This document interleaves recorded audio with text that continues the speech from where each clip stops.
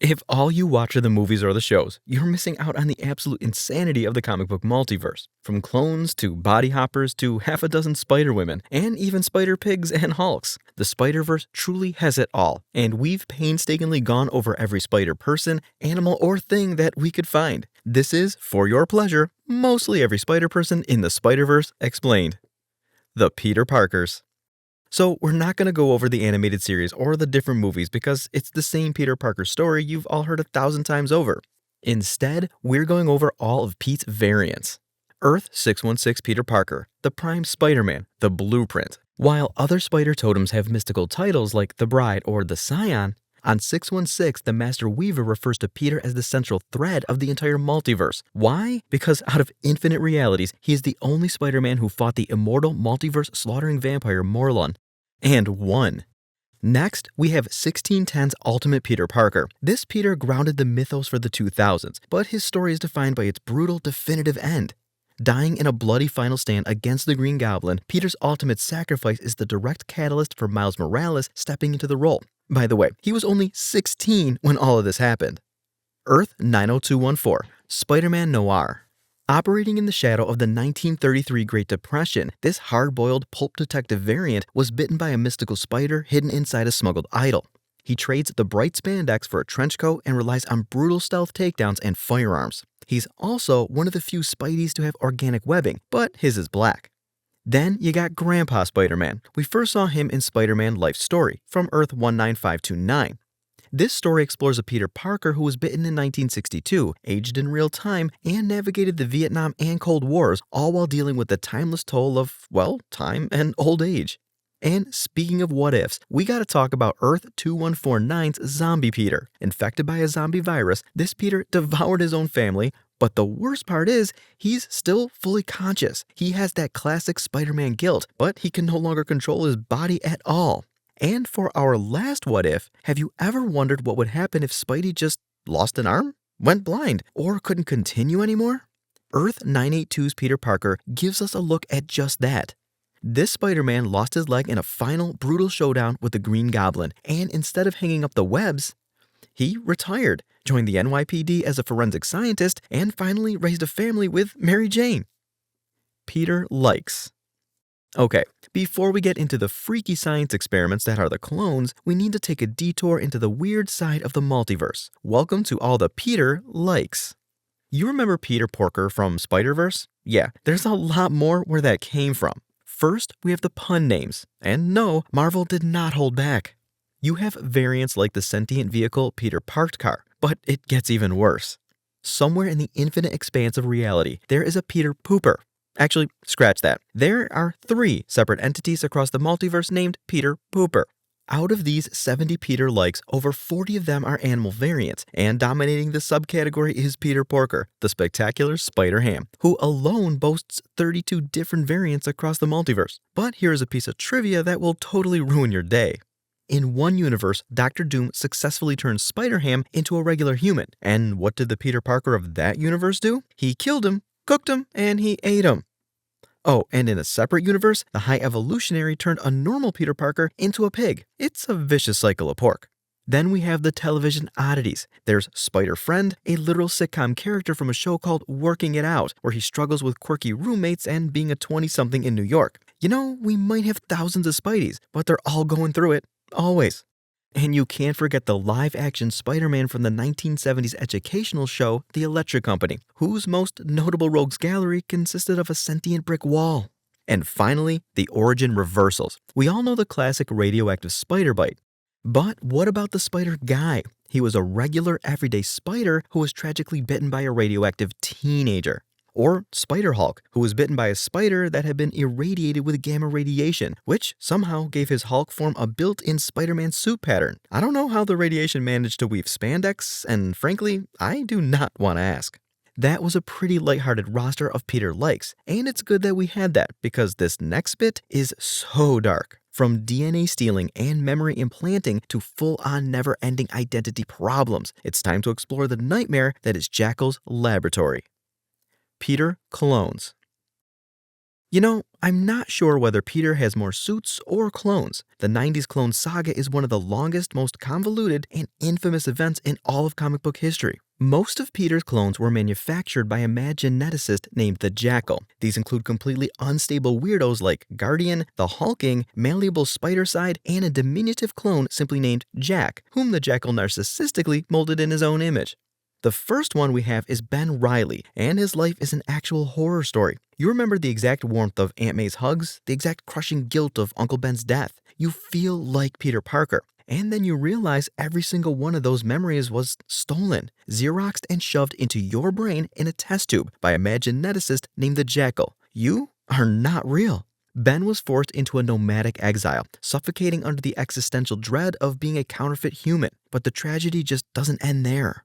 Years later, the Jackal captured Ben and used him as a disposable guinea pig to perfect his cloning process. The Jackal killed and resurrected Ben Reilly 27 separate times. He's not the only Scarlet Spider. There's also Kaine Parker, who was the Jackal's first real attempt at cloning Spider-Man. Kaine also suffers from constant cellular degeneration. His body is constantly deteriorating, leaving him covered in agonizing web-like scars, bitter, deformed, and mentally unstable.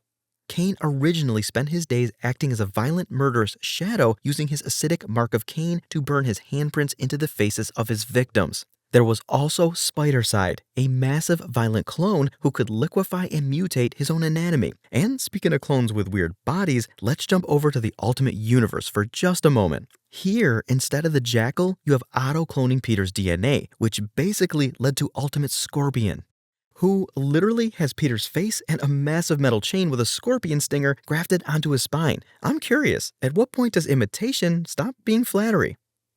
Spider-Women. You guys might really be used to Gwen Stacy, but there's a lot more Spider-Women out there. Let's start with Jessica Drew, the one who started it all. Debuting back in 1977, her origin is famously messy. She wasn't bitten by a radioactive spider. She was originally saved from uranium poisoning by being injected with an experimental spider serum and placed in a genetic accelerator by the High Evolutionary. Also, technically, she was the first to have electric powers. You know Miles' famous venom blasts? Yeah, that was her thing. She can generate bioelectric energy and discharge it as she wants.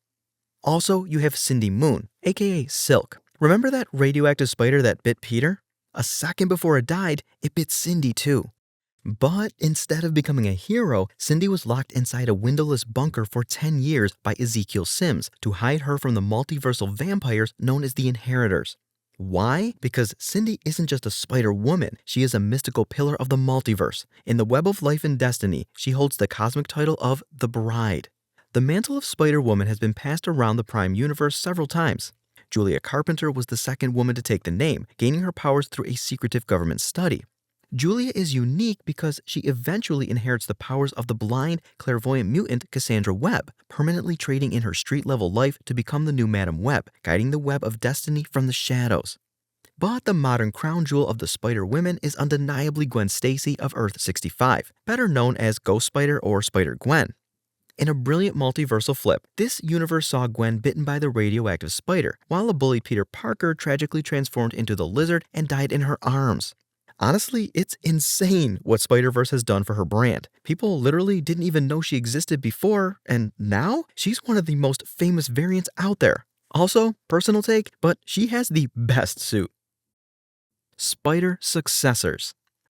Let's start with the most iconic Spider-Man after Peter Parker himself, Miles Morales. He is the Wally West to Peter's Barry Allen. And yes, he's Spider-Man, not Spin. Disney totally needs to be crucified for that.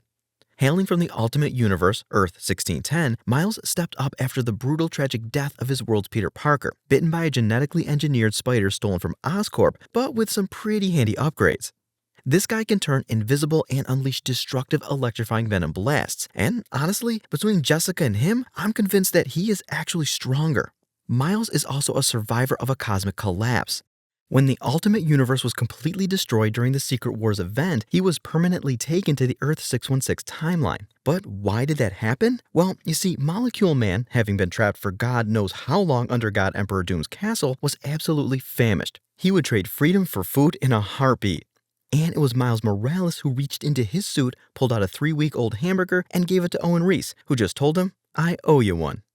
When the multiverse is being rebuilt at the end of the event, Molecule Man pays that debt back. Instead of a quarter-pounder, though, he brings Miles, his dad, and his resurrected mother out of the dead Ultimate Universe and place them into 616. Miles' trauma also comes from a dead uncle, but he is a lot more involved in his uncle's death. Aaron didn't die because Miles did nothing. He died fighting Miles in a brutal family showdown in Ultimate Comics Spider-Man number 13. Miles has to carry the crushing guilt of knowing his own powers played a direct role in his uncle's death, creating a much darker, far more complicated sense of responsibility. Plus, he's not really Peter's sidekick.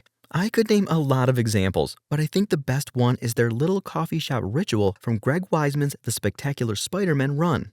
The entire premise of this book is that Peter and Miles meet up at the Coffee Bean every Wednesday just to hang out, debrief, and complain about their lives. Peter talks to Miles about his chronic relationship problems, drama, and superhero failures. Sometimes it's just venting, sometimes it's advice, but I think it really shows that they are both equals, not master and apprentice. Miles did get to spend some time with a veteran Peter Parker, though. So he is a lot luckier than Maddie Franklin, a teenage superfan who had secretly gained incredible powers through a mystical ritual known as the Gathering of Five. She didn't make her own identity. It's kind of like Kate Bishop all over again. She stole his spare costume, started swinging around the city acting as the official Spider-Man, and honestly, she was pretty good at it. Peter eventually returned and took the suit back, but it's one of the lesser-known instances of somebody succeeding the mantle. But not every successor is a good person. No, you also have instances like Superior Spider-Man, where Doc Ock literally took over Peter's body and ran around as a much more methodical, brutal version of Spider-Man. The thing is, he also had access to Peter's mind. He experienced everything, emotions he had never felt before, like the guilt of Uncle Ben's death, the devastation of losing Gwen, and the one thing that defines every Spider-Man, a crushing, never-ending responsibility, because there's always one more person to save. His whole thing was wanting to be a better Spidey than Pete. But when Green Goblin held the one person he loved, Anna Maria, hostage, and Otto completely failed to save her, he realized that what made Peter special was his compassion. A tiny sliver of Peter's consciousness had survived inside his brain, but to take his body back, Otto had to delete his own memories and erase his consciousness. In the biggest and maybe the only sacrifice he ever made, he let himself die so Peter could come back and save the day. But that's more of a good ending. You also have things like Kraven's Last Hunt, where Kraven literally took over the Spider-Man identity when he hunted Peter down, shot him with a heavy tranq, and literally buried him alive. You guys have seen this panel floating around, right? It's one of the most complete losses Peter ever took. While Peter was out in a coma, Kraven stole his identity and donned a copy of the Black Spider suit. For 2 full weeks, Kraven the Hunter was New York's not-so-friendly neighborhood Spider-Man. He beat thugs into absolute pulps and terrified the underworld with his extreme savagery. The Spider-Verse is definitely just as big as the movies make it seem. Throughout decades of publications, there have been literally thousands of versions of Spider-Man, and I wish I was exaggerating, but I'm not. Hopefully, this video has given you a look into just how wide the Spider-Verse really is. Who is your favorite version, and why is it Peter Pooper?